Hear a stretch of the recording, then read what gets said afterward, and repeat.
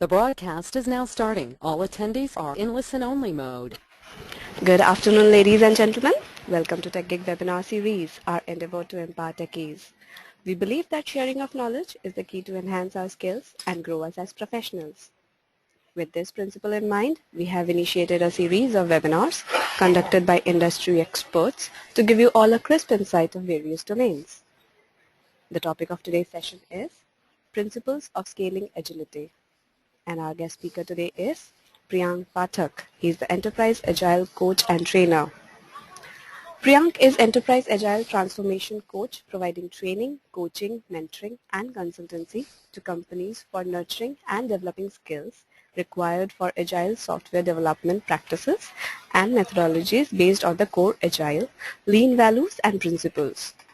He is one of the first advocates of Agile in India and is an active contributor to Indian Agile community by forming Agile Network India, Scaling Agile Meetup and Innovation Games Meetup, and by reviewing Scrum Gathering conferences and also by speaking in all major Agile conferences. He is about to author his first book, Scaling Agility Primer. He successfully mentored Agile transformations and lead foundation of Agile COPs forums for some of the well-known entities.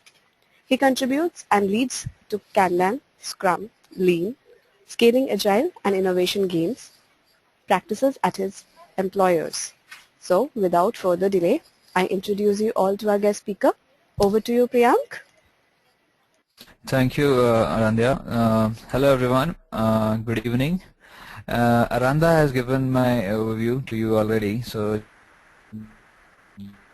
just a quick run on my profile. I organize Agile Network India community events, which is Scaling Agile, Agile Leaders, Innovation Games, and many more. So you can find out more about me as well as my meetups at priyankpathak.wordpress.com. And I'm also a public speaker, an enterprise agile coach and trainer. So you can find out more at this. And just to mention a quick thing, that this slide is actually created and it is actually intellect of mine. So if you want to reuse it, maybe you need to just mention my, my details over there on the slide. So you can freely use it, but it is must. And what I do is actually, if you can see the screen now, I'm into Agile coaching, DevOps, Lean, Scaling Agile, and continuous integration, deployment, TDD. I call it Agile Plus, which means all about Agile, and that's what I do at my current employers. And you can actually ask me any question during the talk at the question and answer session. Okay. So what this session is about is it's about actually the scaling agility, okay? And what I have understood over the years is what it means to scale agility. And I actually gone through my own learning cycle, and what I realize is that if I see it from a different perspective and if I change the implications and then I go back to the essentials, it is the same thing, okay? So if I talk about values, principles, and the manifesto of Agile, it's going to change all the ball game together, and it's going to go back to the root from where it started. So that's what I'm going to explore to you today, along with you today, and that's what we have to do. So what is perspective about Agile? Okay, so this is actually going to be an interactive session, and I'm actually going to ask you two questions actually, not one question. It's the first question is about perspective. So if you can see on the screen, there is a picture, right? And if I ask you what this picture is about, right? So most of you will say that this is an old man. Some people will say there is a lady holding one boy. And I believe you have seen this illusion a lot of time before already. But the thought which I want to bring into your notice is that what do you mean by scaling agility? So this is a question back to you, and I want your answers in the right panel where the question and answer can be done. So just spend 2 minutes and just put one idea from your side, that what do you think is the meaning of scaling agility, what it is. Okay, so I'm going to pause here for 2 minutes, and I'm going to ask you a question again. So I expect some of your answers over there in the panel.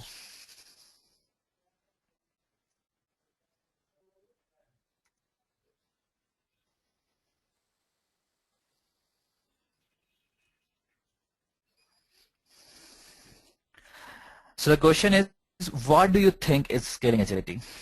Am I clear?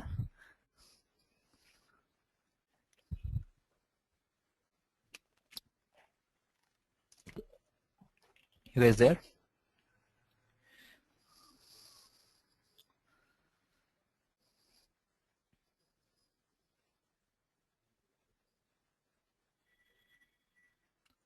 Yes, you have to answer the question in the chat panel over there at the right side. And the questions panel there in the right side, you need to just tell me what do you think is scaling agility, and it's a tough question to answer. So if you just spend another 2 minutes and think about what is your perspective about scaling agility.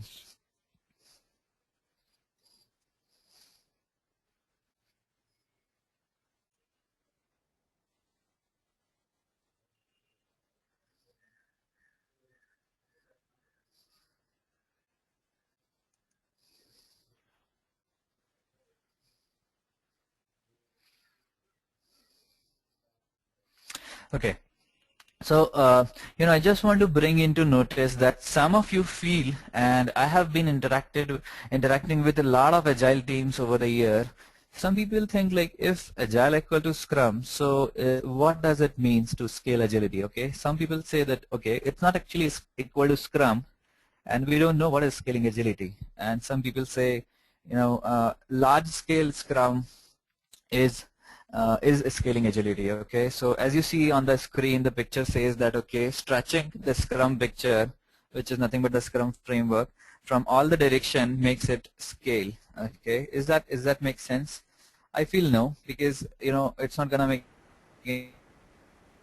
any sense by scaling it back to the longer duration and long process framework again from where it started to a small and incremental process framework. And some say that it means it is big, and or stretching it from all the direction makes it scale, which is not a real interpretation or a perspective of the scaling agile. Okay, so that why I brought this into notice is because the perspective changes the implication. Okay, so if you say that we want to take Scrum to a larger audience when we have thousands of people working with us, it doesn't mean that you are doing scaling. Okay, it means that you are implementing Scrum or maybe any other framework to multiple teams or to multiple people.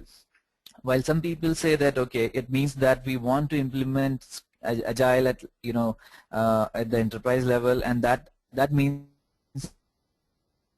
to us is scaling agility. Okay, which also is another perspective, and these perspective, because it can be different for one person to the other person, and it can change the way they want it to be. Okay, and then if you talk about the essential, so as I asked, the first question was, some people answered that it means that implementing it to a larger audience makes it agile and scaled. Okay, so another question would be, what are the essentials? Okay, if you just answer the second question of the this particular presentation, then if you can just see my screen now again.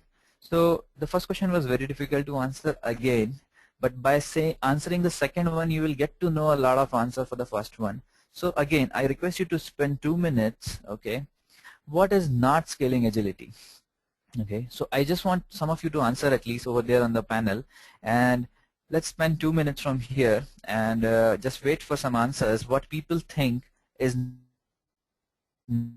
not scaling agility.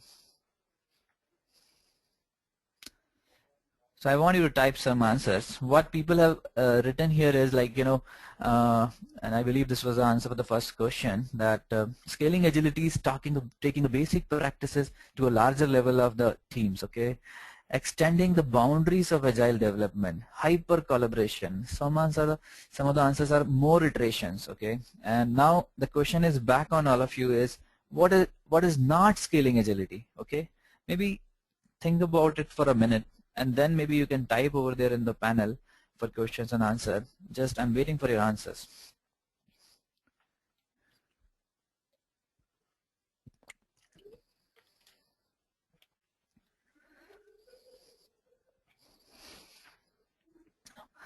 So one answer I got so far is, scaling agile is a proven framework that can be applying for lean, Scrum, agile practices at enterprise scale. not a typical iteration, not a typical Scrum iteration, and then I got a couple of more answers, it seems. So I'm just waiting another minute so that I can get the perspective of the audience that what they mean by not scaling agility. And then we'll move on. Scaling agility, deciding as late as possible and delivering as fast as possible, and vice versa for not scaling it. This is another answer. Okay, growing agile teams inorganically is not scaling agility. Okay, that's a very nice perspective.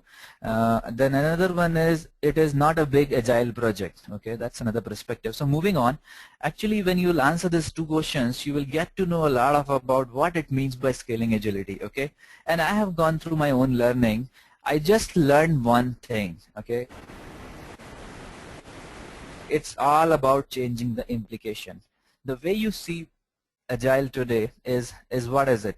Is it Scrum, and you want to implement the Scrum at an enterprise level, and then you want to call it scaling agile? Or do you have multiple teams practicing within one organization, those are enjoying agile values and principle, and you want to scale it up? So everyone got their own way of thinking about scaling agile, but the most important aspect is it's all about changing the implication. The values and the principles remain same. Okay, it's all about doing the right things, doing the things right at the same time. And when I say this, I'm very clear about it's actually it's been actually misconceptualized by many practitioners that it's actually applying or just doing the practices, like Scrum, for example, is a set of some practices. So Agile is made of many practices, but it is not only those practices. It's more than just the sum of those practices. When we say we are doing daily Scrum, we are doing retrospective, we are doing sprint planning and many other activities, it's not going to make it agile, and it's not going to make it scale either. Okay. So what it is going to help us to make it scale. Agility means the 4 values in the Agile Manifesto and 12 principles in the Agile Manifesto. Okay, so if you want to scale up, you need to understand those in detail. And when I have been through all the models like SAFe, and when I have learned Agility Path, what I realized is they are all nothing but the structured way to implement Agile at the enterprise level. However, the key question is not answered. Like when we say enterprise, is that gonna cater the need of HR department or finance department and all other departments? So none of the model answers this question when we compare the SAFe, for example. And when we go into the Agility Path, which is by scrum.org, another large-scale Agile implementation framework, it doesn't answer the question like how to implement it to multiple teams and many other things. It's actually a process improvement framework. So a lot of questions and answers are not there for how to scale it up. And then I've been into much deeper details, and then I realized what is the most important aspect, what are the principle if we have to scale agility. And what is agility? We need to understand that first. Okay. So when I say this, I'm pretty clear about what it means by scaling agility. The first principle what I realize is, which is the most important one, is that we need to have technical excellence in place. None of the project can be scaled, or none of the agile implementation can be scaled without having technical excellence and detail to the technical excellence. Okay. When I say this, what I mean by this particular principle is, this is the principle number 1. And when I say this, I mean by that is that there has to be a proper build server, there has to be a proper build mechanism in place, there has to be deployment in place, there has to be unit testing, code coverage, zero defect policy and such things in place. When we say we are producing proper software which is technically excellent, which can compete in the market and can beat any other competitor, then only you can actually scale it up.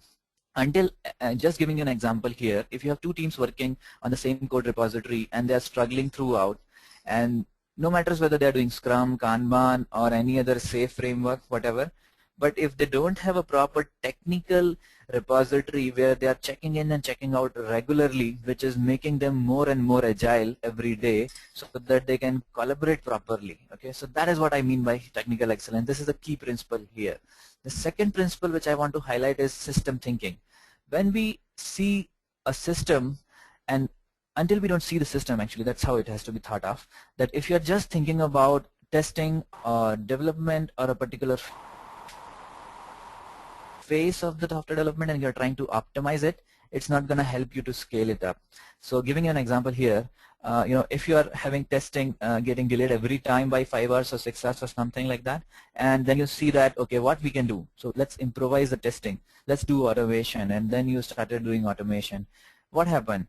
You actually eliminated the waste in the system by automating it, and you improvised, and your efficiency is now come down to 1 hour, for the same testing which you were doing in early days by many other hours, okay, 6 or 10 hours, okay, per day for the same unit.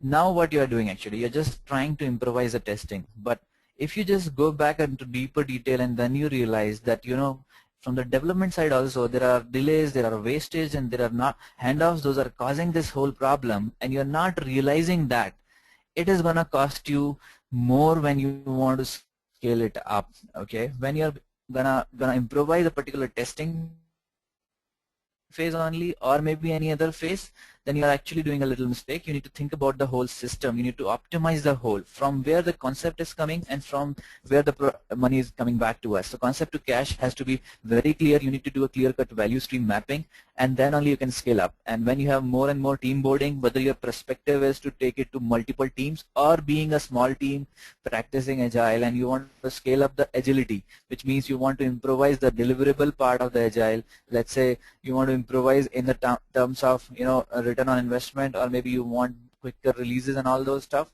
then also you need to think about the whole system rather than just looking at one piece of the phase or the system.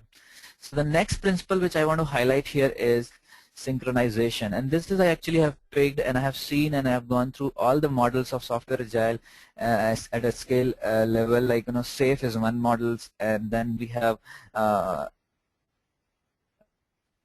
Scaling Agile Framework by Craig Larman. So all these people talk about one very key aspect of Agile, which is synchronization, which is another format of collaboration. Okay, so that's why the practices like one product backlog, one product owner, one big team comes in the picture. If you have a behavior of synchronization within the team, you can scale up. Until you have a team which is well synchronized, they can't deal when it comes to scale, and they are going to be creating functional silos or maybe the different feature silos, and then they can't integrate together and they can't scale it up. So that is the principle number 3. And when I talk about the next principle, it's all about adaptive planning, which is nothing but the core principle of Agile. And as you see here on the screen, what I have talked about is it's actually the same thing which we talk about in Scrum. Let's do adaptive planning. Let's talk about the iron triangle to be transposed to a different dimension, and let's keep the quality constant rather than the feature or the requirement constant, and let's play with the the requirement which is getting delivered, and let's be adaptive in terms of the planning. So you need to do very frequent and short releases.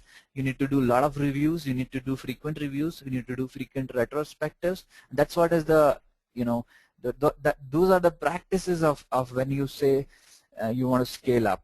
Okay, and I'm giving you one example here from one of the very well-known web browser, Firefox. They actually are very adaptive in terms of their planning. They release very frequently. That's the example you need to take back to your organization and say that what is the example of adaptive planning. Okay.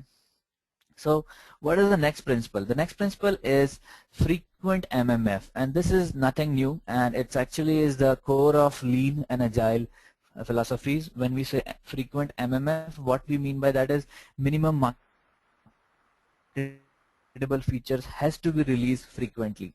You need to do vertical slicing for that to scale it up, and you need to do value driven and business driven plannings. You need to understand what exactly it means to the business when you are delivering one feature, and you need to scale based on that. Okay, what I mean by here is if your perspective of scaling agile is that 1,000 of the people are working together, but what value proposition they are releasing early, as well as how they are addressing the business need, being the 1,000 people at the other side, that is the most important aspect when it comes to the scaling. Okay, because after 1,000 they are not gonna increase their count maybe, but what they have to think about is how they can improvise the value proposition in terms of the agile. Okay, that's the important part. So you need to fail early and you need to fix early as well. That's how you do adaptive planning as well as frequent MMF. You want to create one vertical slice. You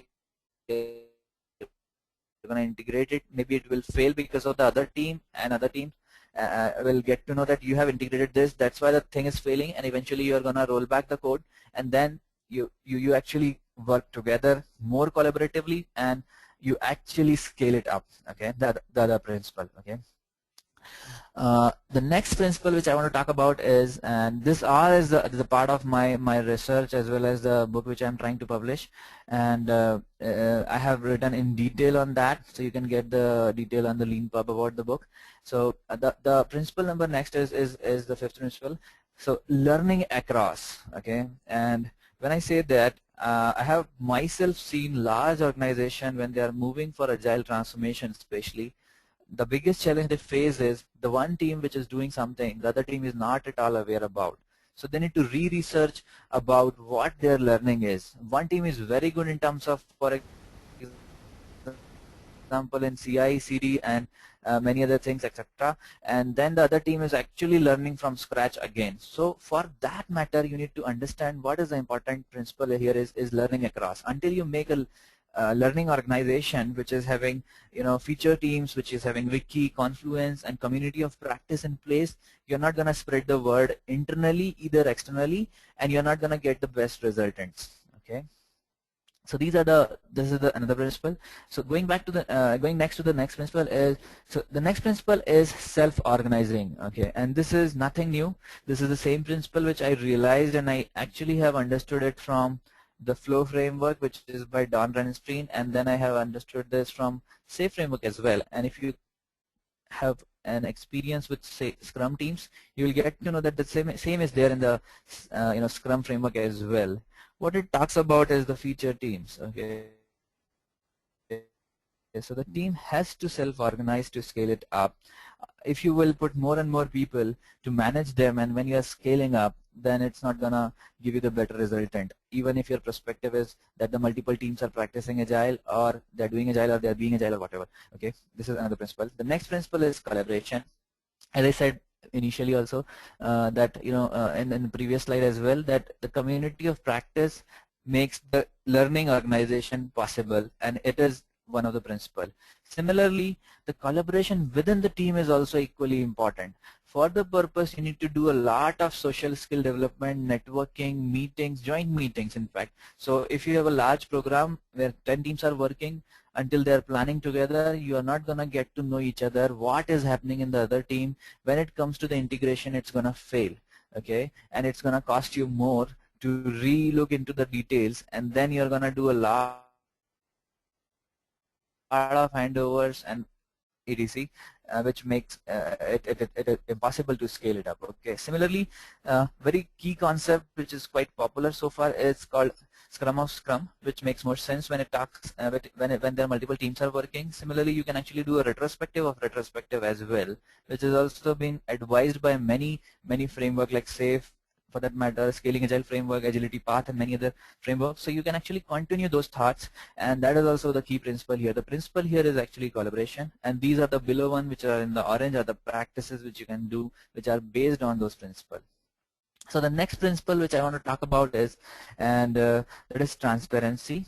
Okay, so an example could be, if you have info boards in place, you're going to scale it up, and when you have large programs working together, you don't have time to do the detailing of the reports.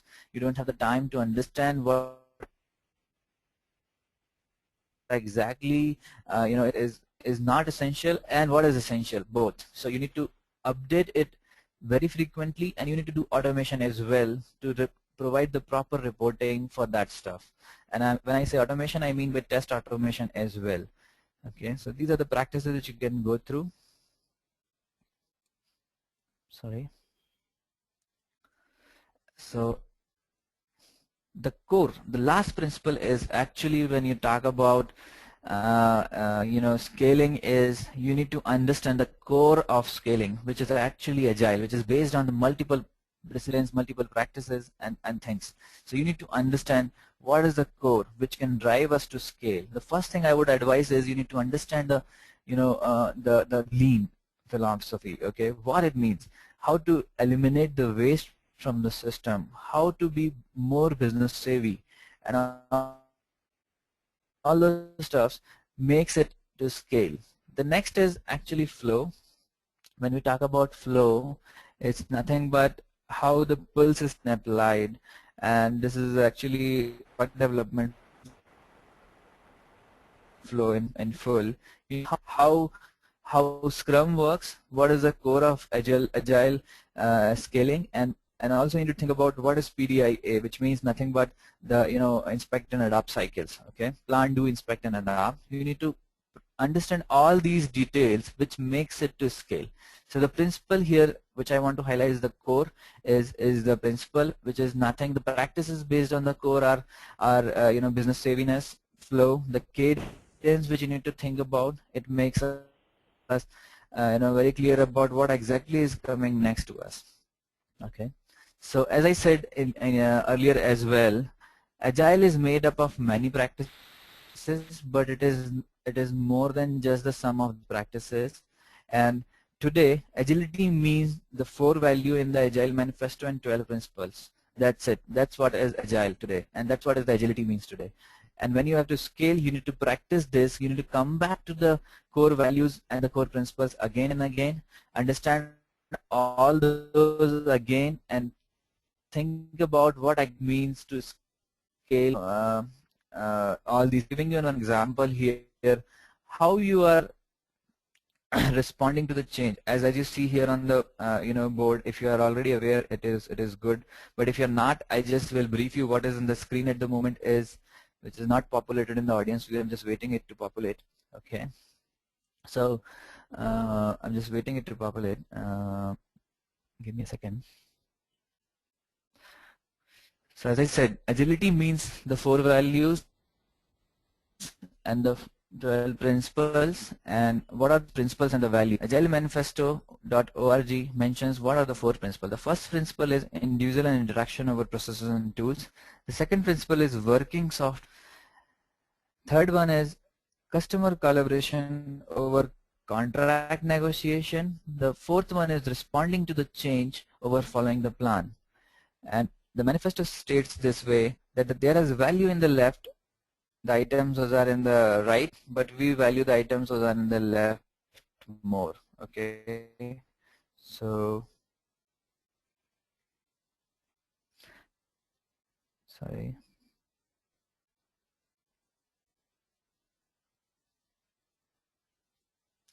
Similarly, there are 12 principles which I would highlight now.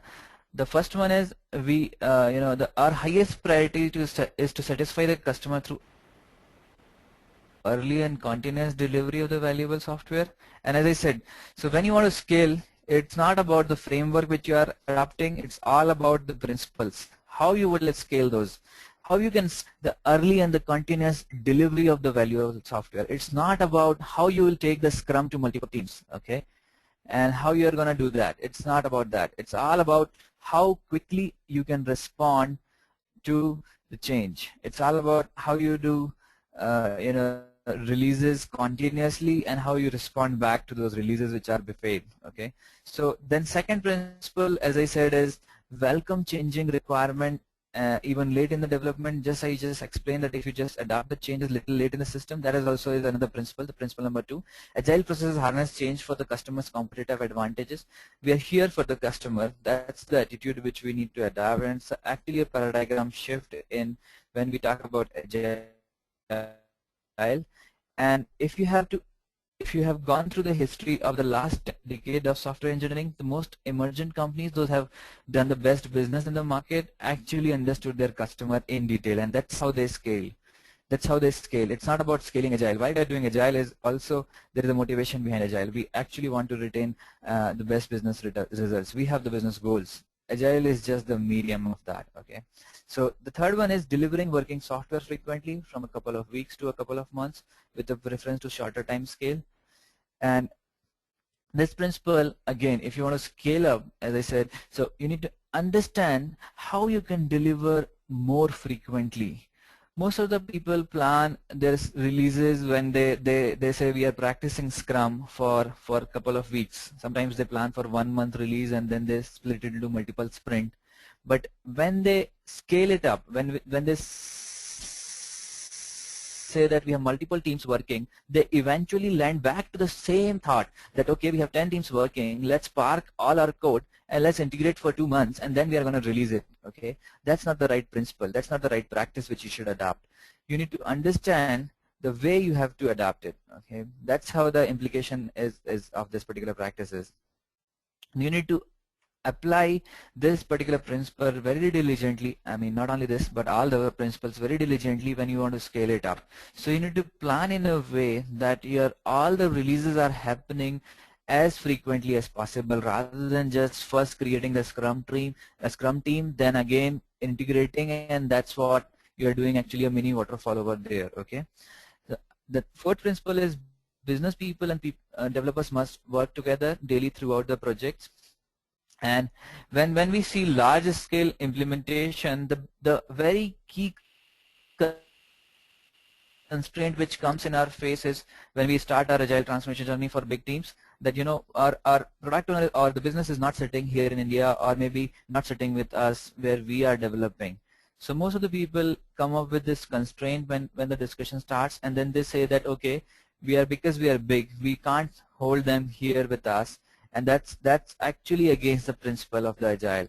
So you need to think about scaling, and before scaling you need to think about the basic principle, which is if you're not following, you're not going to scale it up.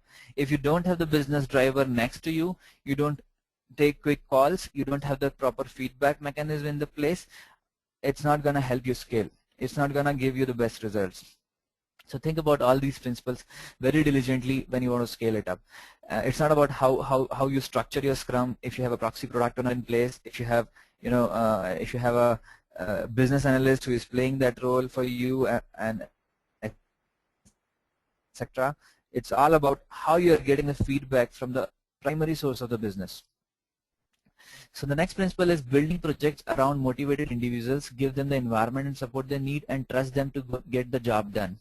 Okay, and this is a key one. When you see this one, you will actually get to know that when the large teams are getting organized, most of the people are being ignored or being not actually catered equally, or maybe not necessarily. I'm not saying that they're not catered equally. What I mean by here is maybe the key principle here is transparency, which is not getting treated properly. You have to create small teams of 7 to 9 people so that they can work effectively together, and you need to build the team and the support around them so that they can actually get the equal importance. It's not all about how large we are, it's all about how good we are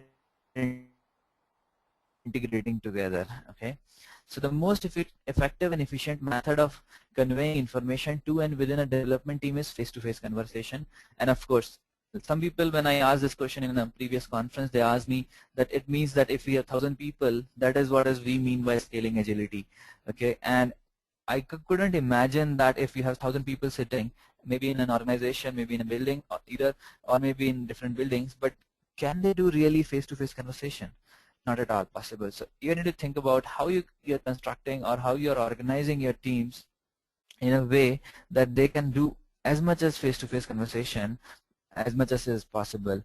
Until you do this, there would be a lot of delays, and that's not going to help you to scale. Okay, so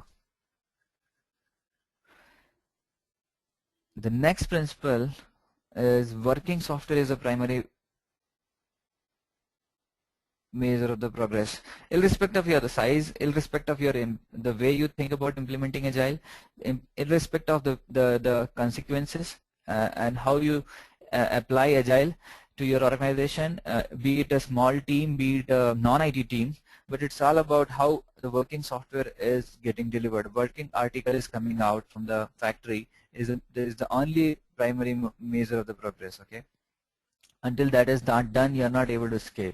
And if you see that, if you remember the previous slides when I talked about frequent MMF, that is nothing but the same thing. So when I adopted the principles, those are from different sources, but when I understood those in deeper detail, the most important aspect was they all are nothing but the way the Agile Manifesto has been structured.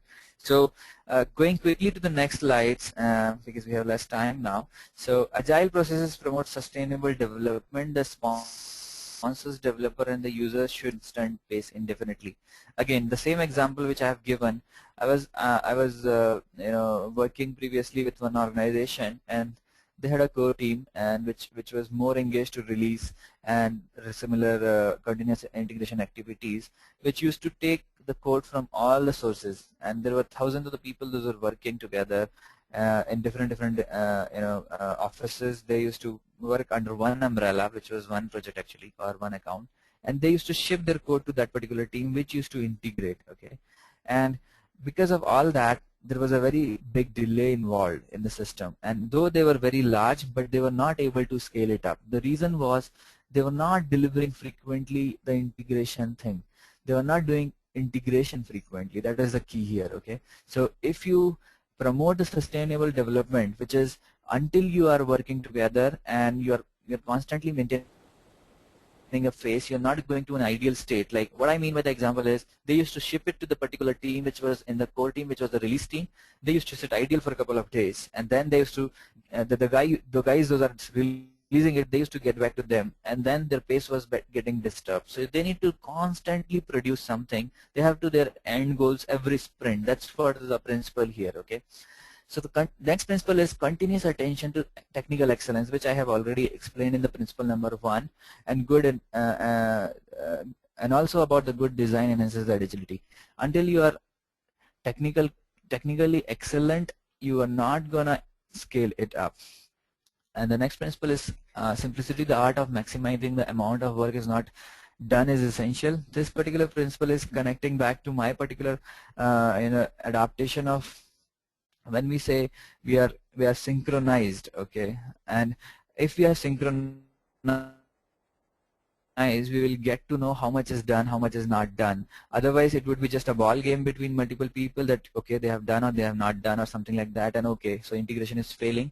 The reason is XYZ. That particular team is not able to deliver because of some reasons, and that's why we are getting delayed. So you need to know what exactly is not done. That's a key principle. And similarly, in the Agile Manifesto, that's the principle. So which is adopted in a different way in the Scaling Agile principle, which I talked about.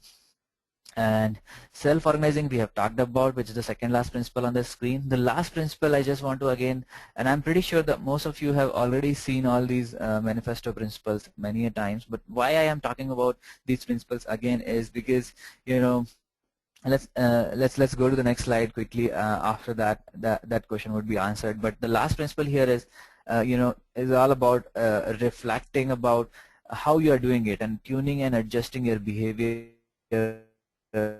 accordingly. So if you're not reflecting back, if you're not doing retrospective, you're not gonna scale it up. You're not gonna learn from your own mistakes. Okay, so that's a key principle similar to the Agile Manifesto in the scaling framework.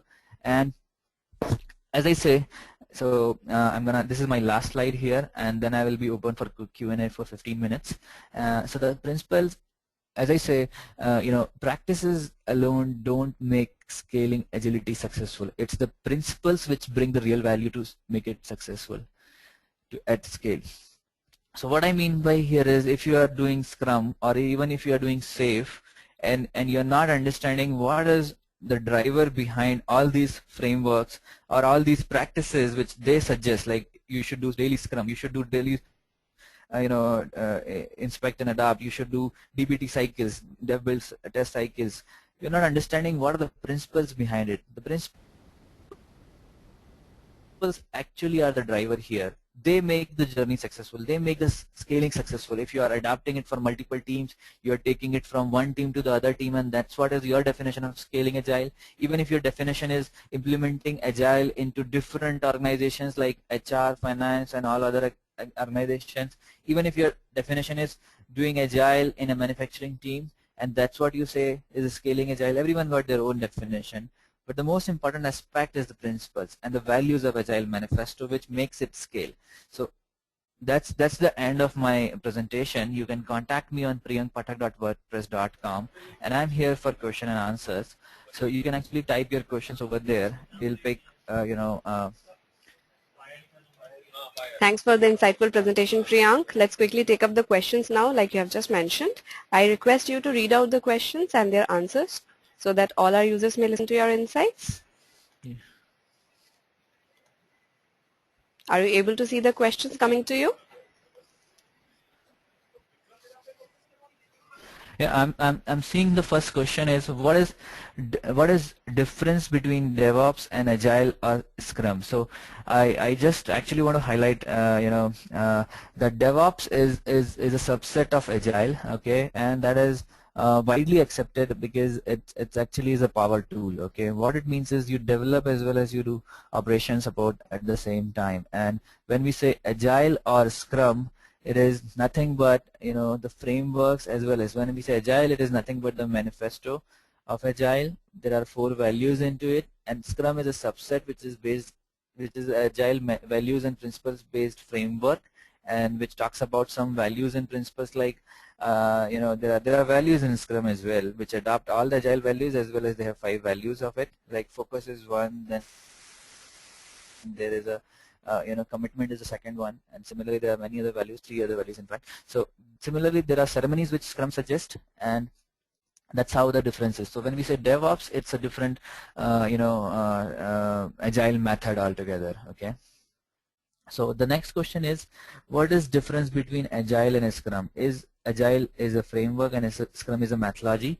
So when this is a very important question, and I would like to answer this as well. So Agile is when I say Agile is nothing but today Agile is the Agile manifesto, okay. When we say we are following all those things and we are being more and more agile with doing that thing, it's all about how quickly you can change the implications, okay, how quickly you can adapt the changes in your system. That's what is the definition of Agile. Just like in the sports, the more agile you are, the more you will score, right. I mean, when I say score, I mean by more adaptive you are, right. So that's the definition of Agile. And when we say Scrum, so Scrum is actually is a framework, not a methodology. And similarly, as the question was incorrect, so I would like to highlight Agile is also not a framework, okay. Neither of this is Scrum is not a methodology. Agile is a value set, is a philosophical thing you need to understand. It's actually is a change in the mindset, okay. And Scrum is a framework for sure. Scrum suggests that you should follow 5 practices. You should have 5 ceremonies like sprint planning to start with. Then you should have retrospective sprint, daily Scrum, and then you should have at the end sprint reviews, then retrospective to end the sprint. Similarly, they suggest also that you should have a product backlog, you should have a sprint backlog, you should have definition of done, and likewise many other ceremonies are there, and you should have only 3 roles in Scrum, okay. So the next question is is there any open source software available to manage project in agile way? For sure there are many, and that was though not the part of this conversation, but I would answer quickly. There are tools like Jira, there are tools like Agilo. Agilo is the most powerful tool to manage projects in agile, okay, which is an open source. So do you have any further questions, guys? And So we have lots of questions pouring in. I hope you are able to see them in your questions doc. okay, I can see 2 more questions now. So most of what you talked about are broader guidelines that many are it's gone up. So most of what you are talked are broader guidelines that many are already aware of. How does one measure that they are doing it correctly, or by how much? Okay, so as I said, it is actually just like a 45-minute presentation, and I'm working to write a book on this. It's going to take a lot to me to come to it's going to take a lot of time to answer this particular question. So just giving you one clue here, as I said, like how you will evaluate your technical excellence is pretty simple thing, as I highlighted in my slide deck, which would be recorded, and you can get back to that. That if you have 0 defect in your system, then you can call your project as technically excellent project, right? So I believe you might disagree, because it's actually a diluted definition, because when I say this 0 defect policy, or when I talk about 0 defect, most of the people don't buy in that particular philosophy. The reason is because we compromise on our quality, right? But it is is not the definition of technical excellence. Technical excellence means you have zero defect in your product, okay? And like you don't have a defect in Google maybe, right, at the moment. So you say that, okay, this is a perfect product, okay? That's how we say that, okay, let's compare based on that how mature we are in terms of doing it, okay? So the next question is, what are the some of the case studies with specific problems you saw and how they were handled? So one specific problem for scaling agile is making the information transparent, and that is you can do only through automation, right? Most of the time you will see a ball game in the teams, like you have 100 people working, and one set of the 10 people say that we are done with our work, the others say that we are also done with their work, but they both are not integrating, right? And when it comes to the demos or when it comes to the reviews, they both actually start talking about, like, we are done with us this, and you have not pulled our code or something like that. So this is a very small behavioral thing, and it can be corrected. So this is a particular problem, and this actually originates because we are working as a big team and we are not properly placing our automation and CI framework where the things can be integrated automatically and fail there and there itself. So the fear actually drives them here, and it goes to a wrong direction. This is one example of it, okay? So yeah, that is another very nice question which I have seen. Agile Manifesto was never meant at enterprise level, sort of more at single project or effort level. I fail to understand where the scaling aspect is addressed in the manifesto. Okay, so this is why I started this particular presentation, and this is why I actually wanted to bring the perspective thing into your mind. So when you go back, you just answer two questions: what it means by scaling agile, right? Is this means multiple teams practicing Scrum, or is this means that we are delivering better business returns by the agile values which are mentioned, like working software over comprehensive documents? So this is how the perspective of enterprise comes in the picture. When you go back to the root, you will realize that when you have to apply agile values and the practices in your one project, or be it 10 projects, they actually mean same, and that's how you scale it up. Okay, so enterprise level, this is your perspective, to be honest. So this is your perspective here, and you see that it doesn't give any understanding on enterprise level, and that is how it has been actually designed. It is for enterprise level as well. So when you actually talk about working software, it irrespect whether your software organization is dealing with the working software and delivering it, or it is a single team. Until they are delivering a working software over a comprehensive document, they are actually more and more agile. Okay, that's what the perspective here is. So if you just change a little bit of implication, you will get to know what exactly it means. So the next question the next question is, I have two questions. How do you set up continuous integration, build automation, and scaling?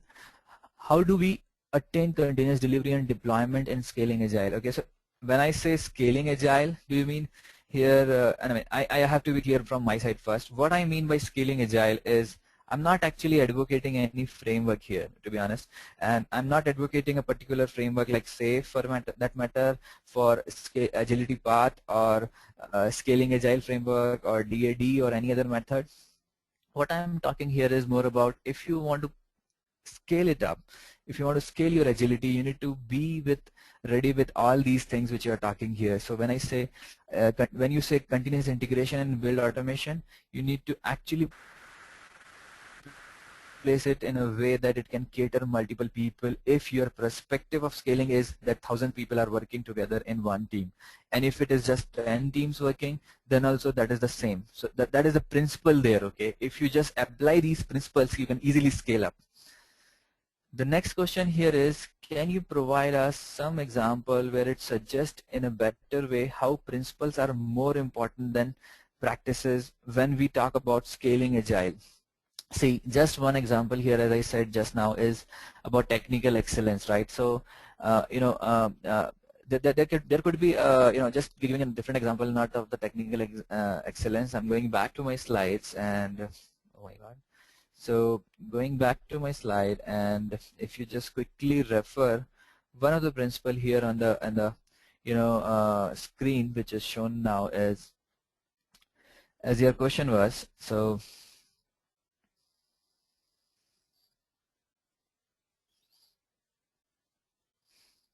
Can you see my screen now? I hope you can, because it is visible in my attendee view. That so when I say practices, right? When we say practices are like, even if you are doing reviews, right, and you're doing frequent reviews, you're doing regular reviews, but you're not understanding what is the principle behind this. This is actually is not just a show to uh, you're not able to appreciate why you're doing this review. You're not understanding the principle behind it. So the principle behind review is do adaptive planning. Okay, so I believe I answered this question as well. So the last question I can see on the screen is, most of your content is already available. Could you just list down those practical insight that you learned from yourself and not available in Google? I definitely will work on this particular thing. It looks like not a question but as a feedback. But what I can say is, like, for sure, I done large implementation of Agile with thousands of people, and eventually when I started learning SAFe, Agility Path, I ended up with one thing, that the core is actually manifesto, and if you apply it correctly and wisely, if you are wise enough to understand that, you're intelligent and diligently doing that, you actually don't have to go to Google, and you will actually be more successful when it comes to the scale. Okay. Can we apply? The next question is, I believe we have still 4 or 5 minutes, and I can answer these questions as well. Can we apply Agile to any industry, or does it applicable to software? I think I have myself experimented with electronics industry, electrical industry, and also with somewhat of finance industry. So you can actually apply it anywhere, because this is a set of values and principle. Okay, you can adapt most of those. I recommend all of those. You can apply that. Okay. So how daily Agile practice is beneficial to a developer? I think it makes your work transparent, as the question says, like how it is beneficial for a developer. If I take one single practice, right, if you're doing daily Scrum, what it makes is, it actually is updating yourself as well as your team, that how progressively you are moving towards your goal. And as you say, in Scrum is you have a sprint goal every time, right? So if you are having any hurdle to reach your sprint goal, you actually update. So that's how you actually talk about that particular problem daily, or maybe whenever it occurs, and that's how you bring it to the table, rather than it is in the silos. And if someone asks you that this is a problem, why you're not highlighting something like that, so you actually then only you report. So that's just the proactive way of dealing with the things, right? I would like to know which certification is recommended, PMP or Scrum Master. I think you need to just learn Agile Manifesto. I don't recommend personally any certification for you, but yeah, there are benefits with the certifications as well. The most of those are designed in a way that they give some learnings, but I think you should go for, first of all,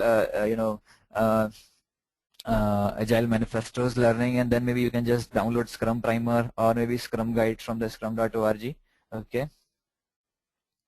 So the next question is, what are the major challenges you have faced while scaling the Agile for large teams in real projects? Okay, so I'm dealing with real projects only, and a couple of challenges are, like, when it comes to a large program, the biggest problem is how to report the progress. Okay, so as you can create a lot of Excel sheet, and you can actually use Rally version 1 and XYZ tools, and then you can present that, okay, the team A had delivered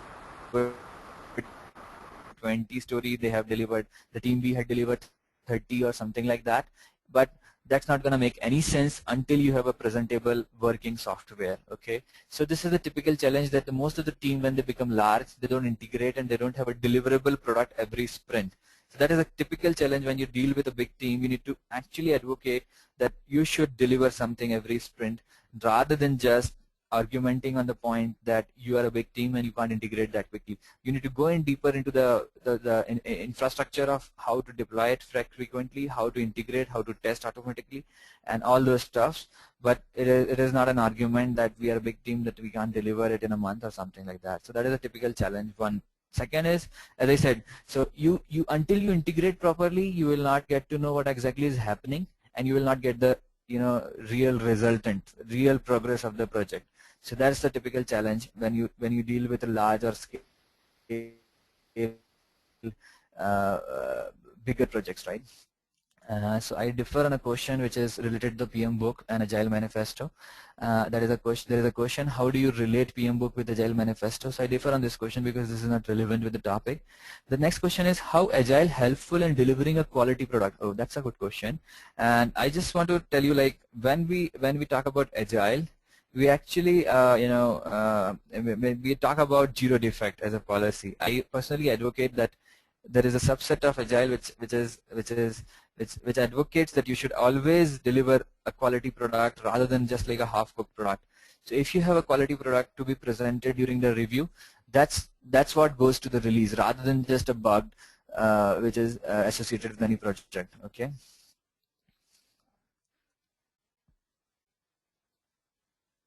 So there is another question. There is a lot of testing effort in Agile because of iteration. How do we reduce testing effort? Okay, so I think I agree on this question. First of all, that there is because of your setup, it may be the most easy way to visualize is that you are spending more time in testing. But sometimes I have seen projects argumenting with me that the testing time is ideal because initially for 2 weeks sprint we don't have something to do in the sprint number 1. So you need to understand that it's all about how we cater or how we do self-organizing and generalizing the specialist. Okay, so that is the key aspect here. Until you are making self-organizing team, and also how you are actually empowering your team to automate it and how you are putting the infrastructure in place, you need to think about all these aspects in detail. As I said in my principle, that you need to think about the holistic view, which is the principle of system thinking. You need to think about the whole system rather than just one thing. Why you are spending more in testing and why you are not able to deliver it with less testing effort. That is the question. So you can deliver it with less testing effort provided you have a proper framework or infrastructure. I think any further question? I think I'm done from my side. Most of the questions have been answered. Yes, so most of the questions are answered. There are few questions that are left. So what I would request you, you can answer the questions offline. I will share with you the rest of the questions which are left unanswered.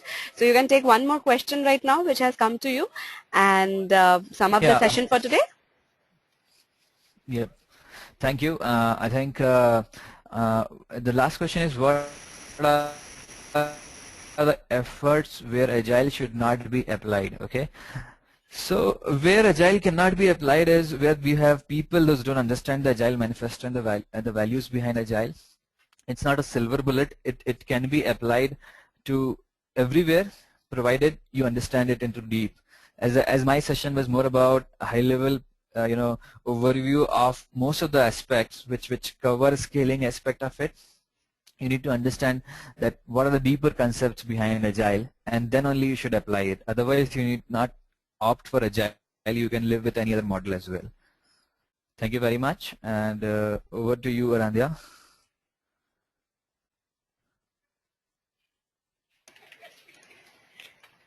And I'm really thankful to our guest speaker for conducting this wonderful webinar today. It was indeed a great session. So any closing lines before we go offline? I think you just just go through my Scaling Agile meetup, guys. If you can post any other question, if you have any questions, there is a lot of discussion happening on TechGig as well. You can post questions over there as well. I'll be available on my email ID priyankdk@gmail.com, which is mentioned on my website as well. Thank you very much for your time today, and I hope to see you again soon. Bye-bye. And I would also like to thank all our participants for their support in making this webinar a success. The recording of the webinar will be available on techgig.com by tomorrow. Thank you all for joining us today. Thank you, Priyank, for taking the time out and having us. I hope you have a great evening ahead. Bye-bye. Thank you. Bye-bye. Same. Bye-bye.